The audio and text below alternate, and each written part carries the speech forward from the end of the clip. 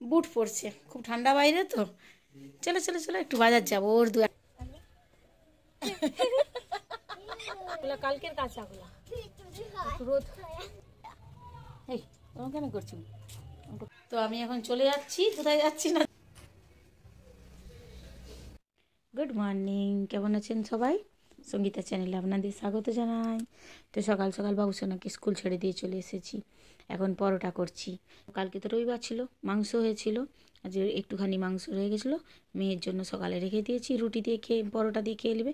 আর ময়দা ওদের দু ভাই বোনের জন্যই মাখা ছিল, ওদের জন্য পরোটা করে দিয়েছি। ভাবলাম আবার আটা মাখবো, ওই জন্য একটু সুজি আর ময়দা মিশিয়ে না একটু আলি করছি। আলিটাও বেশ ভালো লাগে, একটু তাড়াতাড়ি হয়ে যায়। আর আলিও করে নিয়েছি। এত ঠান্ডা, এখন যাব ফাঁকা ছাতে একটু খাওয়া দাওয়া করতে।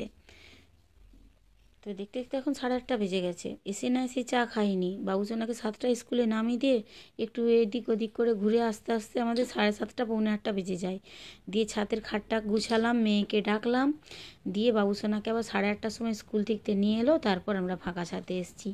এখন তো নতুন ক্লাস 1-এ উঠে গেছে। এখন ওই একটা ক্লাস হচ্ছে, কোনো রকমের পুরাতন খাতায় লেখা হচ্ছে, আর ছুটি দিয়ে দিচ্ছে, 8:30টায় ছুটি। আমরা এখন 8:30টার সময় ছাতে আছি, খাচ্ছি। আর ওর ঠাকুমা এখন পুজো করছে, ওর ঠাকুমা এখন চা খাবে না, পুজো টুজো সেরে তারপর তো চা বলবো। কালকে রবিবার ছিল, কালকে ব্লগ করতে পারিনি। সকাল সকাল একটু কাজটা সেরেছি। ওর বাবা খুব মানে আমার খুব একটা কাজ ছিল না, ওর বাবার কাজ ছিল। ওর বাবা বললো আজকে আর মাংস আনার সময় নেই, বুঝলে, যা হোক করতে। আমি বললাম ঠিক আছে, ডিমের ঝোল করে দেবো। দিয়ে ভাতটা চাপিয়েছি, ঘরে এটা ওটা কাজ সারছি হেলে দুলে। মেয়ে স্যার এসেছে রবিবার দিন, তো ভাবলাম মেয়ে স্যারকে চাটা দিয়ে চলে এসি, তারপর তার আমি রান্নাবান্না করব। দিয়ে 11:30টার সময় চা দিতে গেছি, দেখছি না ওর বাবা তখন কেউ ছিল না বাড়িতে। ওর বাবা তখন পৌনে 12টা বাজে মাংস নিয়ে এলো। আমি বললাম ঠিক আছে, তাহলে আবার এতবেলায় তুমি মাংস নিয়ে এলে, আবার থাক, সানটান হয়ে গেছে, মাংসটা বাঁচতেও বিরক্তি লাগছে। এবার ওর বাবা কী করলো, মাংসটা রেখে দিয়ে কাজ করতে বসে গেল। আমি মাংসটাকে জলে ভিজিয়েছি, ভিজিয়ে তারপরে আলু পেঁয়াজটা কাটবো, রেডি হচ্ছি। আর ওদিকে ওর বাবার আর্জেন্ট কাজ এসেছে। আর্জেন্ট মানে আর্জেন্ট, বিয়ের সিজন। ওর বাবা তো এমনি সোনার কাজ টাজ করে। এবার লকডাউনের পর থেকে গালায় আমাদের এক্সট্রা কাজ একটা করছে, যেটা আমিও পারবো, মেয়েও পারবে, সবাই পারবে। মানে মেয়েদের যে বালা হয় না, বালা চুর, তাতে গালা দেওয়া হয়। এবার ওটা এক্সট্রা কাজ। এদিকে সোনার কাজ হচ্ছে, ওদিকে বিয়ের সিজন, তার তাড়া আছে। এদিকে এক্সট্রা কাজের জন্য কাস্টমার বসে আছে, আমাকে বললো একটু এসে লেগে দাও তো। আমি একটু সানটান্ত হয়েছিল, পরিষ্কার পরিচ্ছন্ন হয়েছিলাম। কাস্টমারের সঙ্গে যে মেয়ে কাস্টমার, কি স্কুলের টিচার এসেছিল একজন, ঝাড়গ্রাম থেকে স্কুলের টিচার। তো ভালোই হলো, ছেলে হলে একটু কেমন কেমন লাগে, কিন্তু মেয়ে মানুষ। এবার বসে বসে তার সঙ্গে গল্প করছি আর কাজ করছি। 2 জোড়া, হ্যাঁ তাদের 2 জোড়া না 3 জোড়া বালা ছিল, গালা ভরছিলাম। গালা ভরতে ভরতে ভরতে ভরতে কখন যে 2টো বেজে গেছে, সেই ভাতটা হয়েছে আর মাংসটা ভেজানো আছে, 2টো বেজে গেছে। এবার 2টোর সময় ওর বাবা একবার উঠলো, আমি আস্তে আস্তে বললাম যে 2টো বেজে গেছে, ওর ঠাকুমাকে এবার খেতে দিতে হবে। ওর বাবা এবার গেল, যে সামনে আমাদের একটা ওই হোটেল টাইপের রয়েছে, ওখান থেকে মাছের ঝাল আর চচ্চড়ি নিয়ে এলো। ওর ঠাকুমাকে আমি মাছের ঝাল আর চচ্চড়ি দিয়ে 2টোর সময় খেতে দিলাম। কাস্টমার বসে আছে তখন। এবার কাস্টমারকে তো আমি বলতে পারছি না যে আমার রান্না হয়নি, ওর ঠাকুমাকে তো টাইমে খেতে দিতে হবে।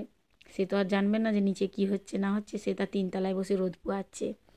দিয়ে তাকে খেতে দিলাম, দিয়ে খেয়ে দিয়ে আবার কাজে বসলাম। না, ছেলেকে খাওয়ালাম, একটু ডিম ভাজলাম, একটু আলু ভাতে দিয়ে ছেলেকে খাইয়ে দিলাম, দিয়ে কাজে বসলাম। আবার একবার উঠলাম, মেয়েকে আবার একটু আলু ভাতে আর ডিম ভাজা দিয়ে ভাত দিয়ে দিলাম। আর আমি আর ওর বাবা খেতে খেতে 4টে বেজে গেছে।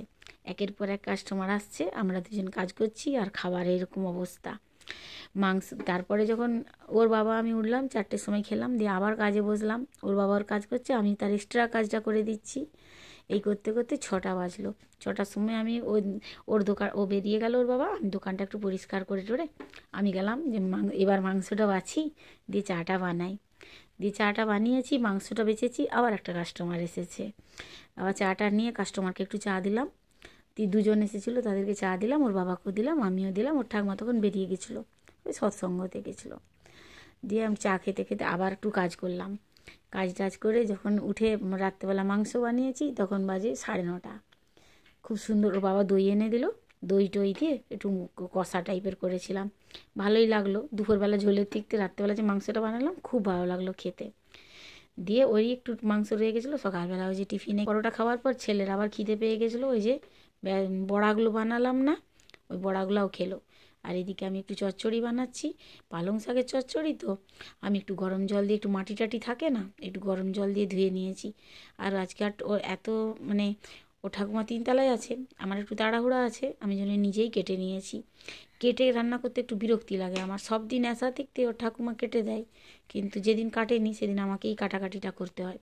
যা হোক আজকে কেটে ফেলেছি, করছি কফির তরকারি আর চচ্চড়ি। বাপের বাড়িতেও যখন কি হয়েছে, বাপের বাড়িতে যখন রান্না করতাম মা কেটে দিত, আমি একটু রান্না করে নিতাম। মানে আনাজ কাটাতে আমার একটু খুব কম এনার্জি, রান্না করতে আমার যতগুলো রান্না হবে কি না 1 ঘন্টায় হয়ে যাবে, কিন্তু আস্তে আস্তে কাটতে কাটতে খুব অসুবিধা হয়। আগে আমি কেটে নিতে পারি না, আমি মানে রান্না করতে করতেই কাটাকাটি। তো কফিটা আগে গরম জলে কফিটাকেও একটুখানি ফুটিয়ে নিয়েছি, তাহলে কফিটা নোংরা হয়ে যায়। গ্যাস ফ্যাসের চিন্তা আমি করি না, গ্যাস তো এমনিতে যা খাবেন তাতেই হবে। কফিটাতে খুব নোংরা থাকে, একটু যদি গরম জলে ধুয়ে নিই না, বেশ পুরো পরিষ্কার হয়ে যায়। আর এদিকে চচ্চড়িটাও আমি একটু গরম জলে নেড়ে ধুয়ে নিয়েছি, এখন একটু 5 ফোড়ন দিয়ে চচ্চড়িটাও বসিয়ে দিয়েছি।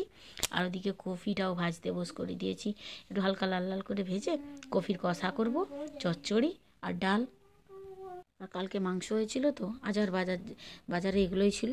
আজকে আর বললাম মাছটা চেনো না, ডিম আছে ডিম ভেজে দেবো, যে খেতে চাইবে যখন গরম গরম খেতে বসবে তাকে ডিম ভেজে দেবো। তো আমরা তো 3 বোন, আর আমি আর আমার বড় বোন, আমার পরের বোন, আমরা রান্না করতে খুব ভালো জানি, সব দিনই মা ছেড়ে দিত।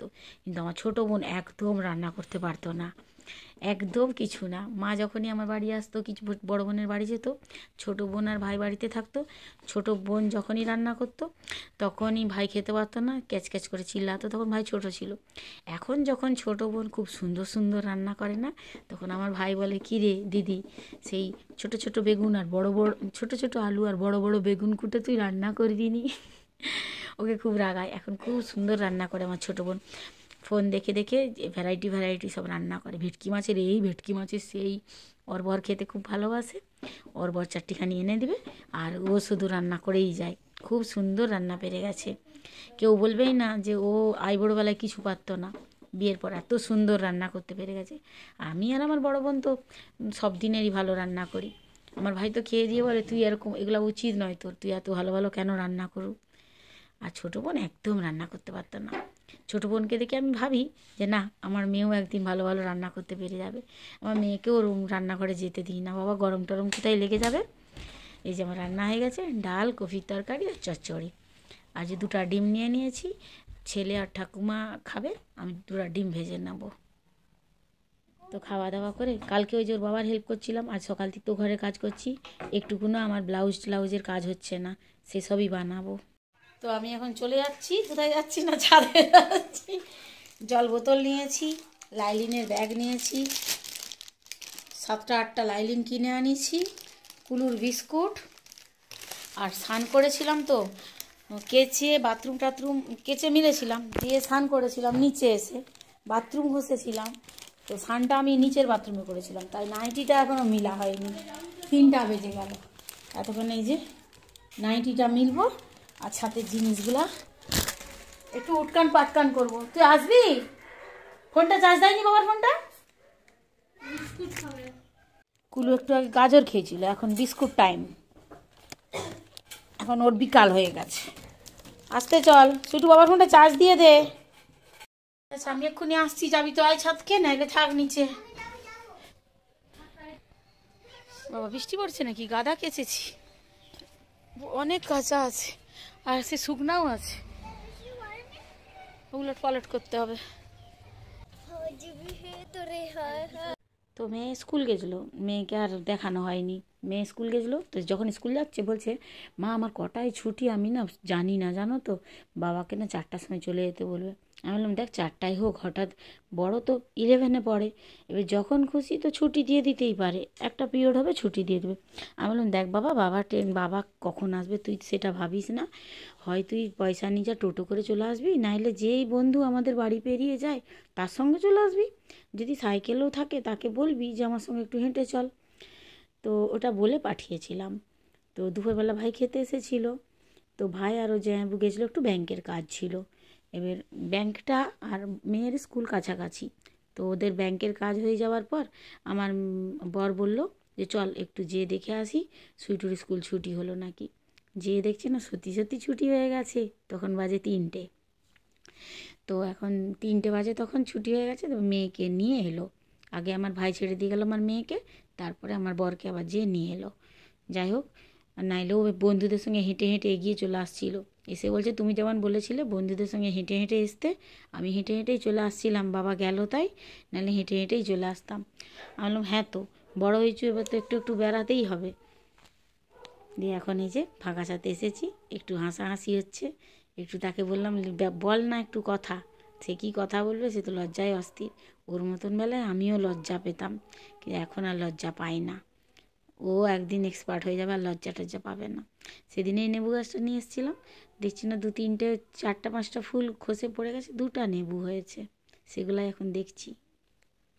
তো এখন নিচে যাব, যে কিছু কাজ ব্লাউজ বানাবো। একটা বিয়েবাড়ির 14-15টা ব্লাউজ আছে। আমাদেরও একটা বিয়েবাড়ির নেমন্তন্ন আছে। কি বলবো, আমার লকারের চাবিটা তো হারিয়ে গেছে, বিয়েবাড়িতে যেতে পারবো কি না সন্দেহ। আলমারিটা খোলা যাচ্ছে, কিন্তু লকারের চাবিটা হারিয়ে গেছে। কোথায় যে খুঁজবো, যেখানে যেখানে রাখি সেখানে সেখানে খুঁজছি, খুঁজেই পাচ্ছি না। তো বলেই দিয়েছি যদি লকারের চাবি খুঁজে পাই তো গয়নাগাঠি বার করবো, নাহলে হাগরির মতন কি আর বিয়েবাড়ি যাওয়া যাবে নাকি। আমার সব বোঝা মেয়েকে দিয়ে দিয়েছি, চল নিচে চল। আর এই যে এখনো এত কিছু মিলা রয়েছে, আর একটু পরে আসবো তুলতে। চল চল চল চল না। জানলায় বসে বসে বেদানা খাচ্ছে। বাবু কই দেখি মুখটা। জানলায় বসে বসে বেদানা খাচ্ছে। বিচাগুলা ফেলতে হবে তো, ঘরে কোথায় ফেলবে, ওই জন্য জানলা দিয়ে একটা করে খাচ্ছে আর ফেলছে। দিয়ে চলে গেল, বললো খা, আর নেবুগুলা ছাড়িয়ে খা। নেবুগুলা ছাড়াই ওরা খাক, নে খা, বেদানাগুলো খা। Mission successful. নেবু ছাড়িয়ে নিয়েছি, এবার খাই আর সেলাইয়ে বসি। অনেক কিছু আছে, কেটে রেখেছি ব্লাউজগুলা। ব্লাউজটা একটুখানি করেছিলাম, ব্যাস। করতে করতে অর্ডার চলে এসেছিলো, 2-3টা অর্ডার দিয়েছি।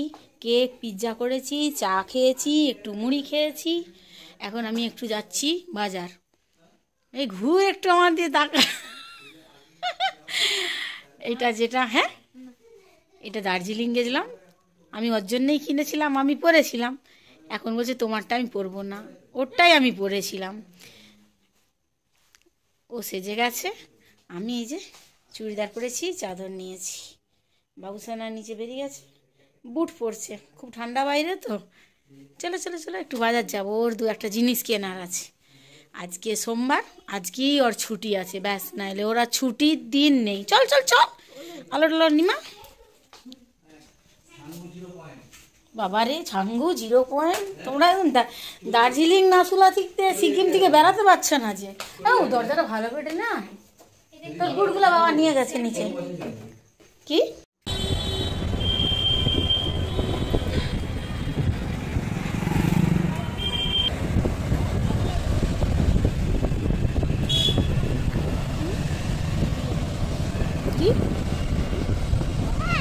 কি হ্যাঁ, হ্যাঁ দাদার স্কুল।